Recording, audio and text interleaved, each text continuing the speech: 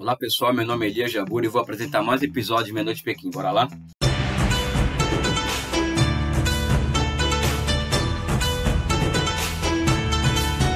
É certo que, disparado, a pergunta que mais me fazem quando eu faço apresentações ou palestras sobre a China, e também aqui nas nossas enquetes do canal, o tema que mais comparece é o tema da educação. E eu tenho uma prática particular de deixar muito claro de não abordar certos assuntos assim que eu não entendo assim por uma questão de humildade intelectual, de achar, olha, nunca trabalhei com isso diretamente, então eu vou evitar tratar desse assunto da forma como ele deve ser tratado, tá? Mas surgiu um texto que é base de um estudo do Instituto Tricontinental de Pesquisa Social, ou seja, é um instituto muito sério, que tem o Vijay Prashad como chefe, né? Ou seja, aqui do Brasil a gente fica levando a sério Open Society, Fundação Ford, Fundação Rockefeller. E existe esse instituto tricontinental que tem produzido pesquisas maravilhosas sobre vários aspectos da vida dos povos da periferia do capitalismo, do sul global, e também sobre a China. E o último estudo que eles fizeram, né? Aliás, essa mesma pessoa que eu vou citar agora, a Ting Chak, que é uma chinesa, fala português, inclusive, é pesquisadora do Instituto Tricontinental, já havia feito um trabalho científico sobre a questão da erradicação da pobreza na China, e agora ela volta com toda a carga e faz um texto para nós, que eu falo para nós, é para quem interessa pela China, sobre a reforma educacional na China. Né? Então eu vou aqui tratar um pouco de comentar esse texto dela, que é maravilhoso, né? E parabenizá-la, tanto ela quanto o Instituto Tricontinental por esses estudos, mas se antes não me colocar diante desse debate. Primeiro, né? Nós sofremos uma influência que é positiva até certo ponto aqui no Ocidente dessa questão da educação, ou seja, as pessoas são convencidas de que a educação é capaz de mudar uma sociedade. A educação por si só. Isso é produto do iluminismo, da Revolução Francesa, que, em certa medida, nos coloca como a educação como algo salvadora, emancipadora e que pode salvar o mundo. Isso não tem fundo de mentira, não. Não estou dizendo isso. Mas a história vai demonstrando cada vez mais que a educação ela é cada vez mais parte de um todo que envolve ou uma revolução social profunda, ou seja, uma revolução como a russa ou a chinesa, que faz com que o país tenha que coloque a si mesmo objetivos de longo prazo e coloque a educação como o processo de formação de quadros na sociedade para tocar esse projeto como parte de um todo, ou seja, a formação de X engenheiros por ano, X químicos, X matemáticos, como parte desse projeto, né, mais de longo prazo, assim como o surgimento de projetos nacionais autônomos na periferia.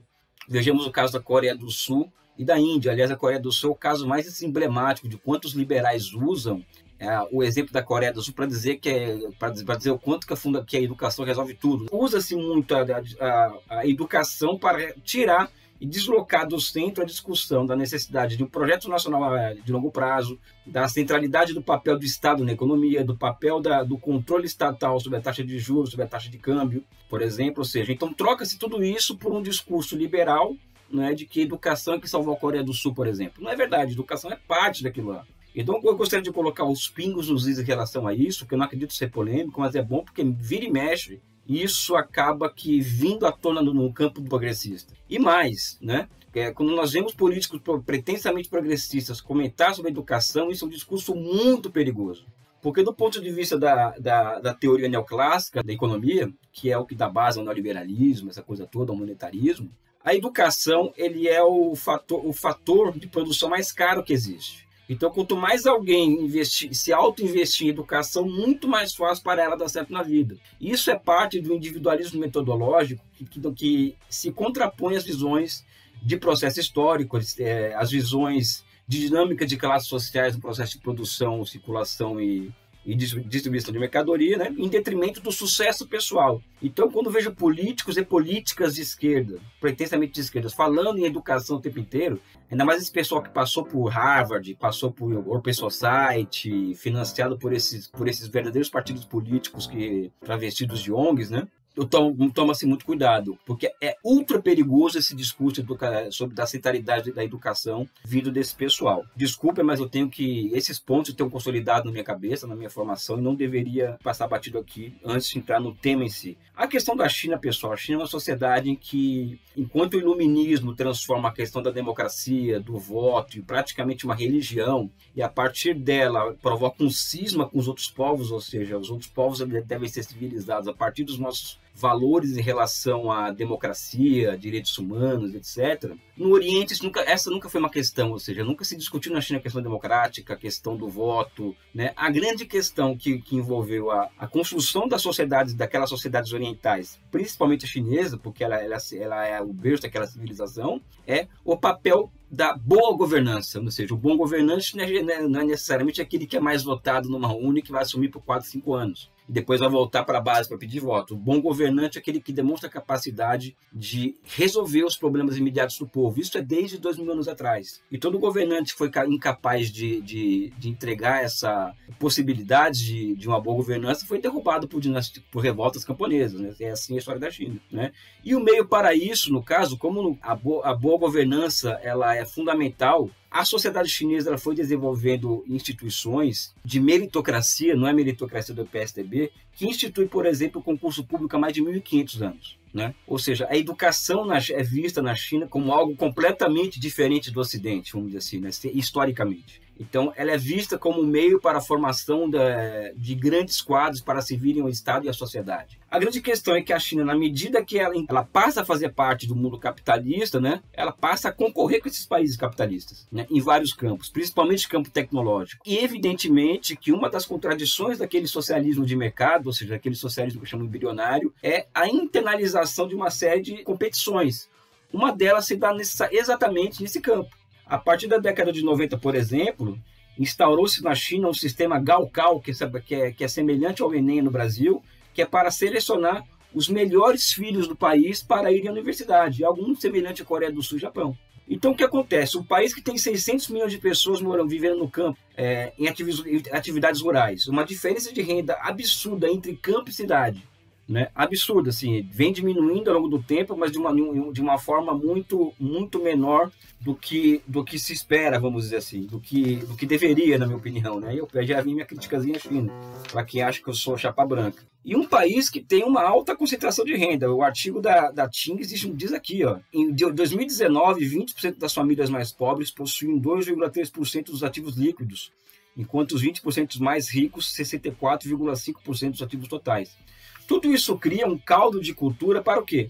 Para que os filhos das classes mais abastadas urbanas chegassem à universidade, enquanto que os filhos mais pobres das zonas rurais, a não ser por sistema de cotas que existe na China, têm uma menor capacidade de acesso à universidade. Isso gera uma tensão na sociedade muito grande. Isso gera uma das 3 montanhas, né? O setor imobiliário, o setor de saúde, setor de educação, que estão sendo transplantados a partir de um esquema da chamada prosperidade comum. Tanto é que a China produziu grandiosas empresas nesse setor de tutoria, ou seja, as crianças, além de ficarem na escola, ou seja, elas acordavam de manhã às 6 da manhã e iam dormir 10 horas da noite, que eram verdadeiras empresas assim, de aula extra, que juntando todas elas dá um capital de mais de 150 bilhões de dólares, pra vocês terem uma ideia. E algumas dessas empresas, inclusive, concorrendo não, com ações sendo cotadas na Bolsa de Nova York. Esse socialismo embrionário é um sistema que estava gerando desigualdades sociais, apesar de ultimamente estar diminuindo, apesar de ainda existir uma grande desigualdade, e esse sistema de educação tutorial estava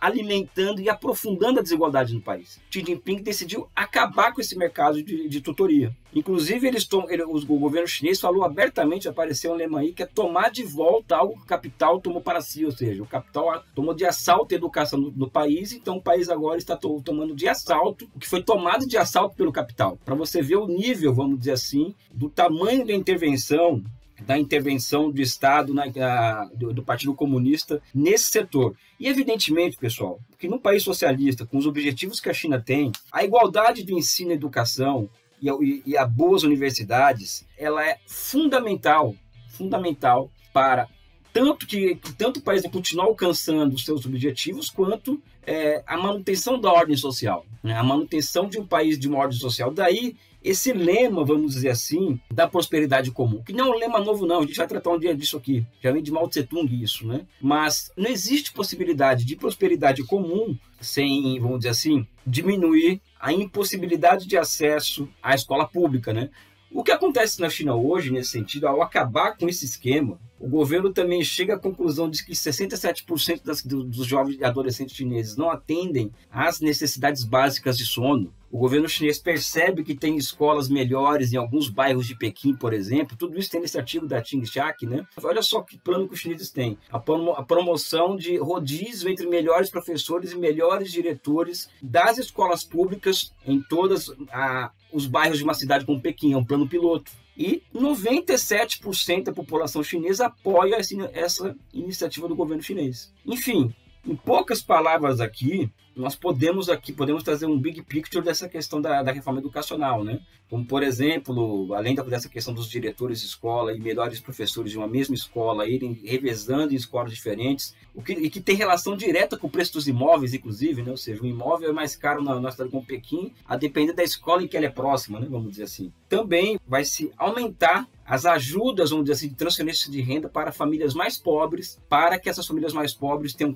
melhores condições para que seus filhos cheguem à universidade em igualdade de condições com as crianças que moram no meio urbano. Aliás, pessoal, se tem uma criança aqui gritando que aqui em casa, nesse exato momento, está tendo uma revolta popular revolucionária encampada pelo meu filho. Eu juro para vocês que eu vou voltar a tratar desse tema, porque o artigo é extenso, tem várias informações, mas eu acho que está ocorrendo uma grande revolução nesse setor na China.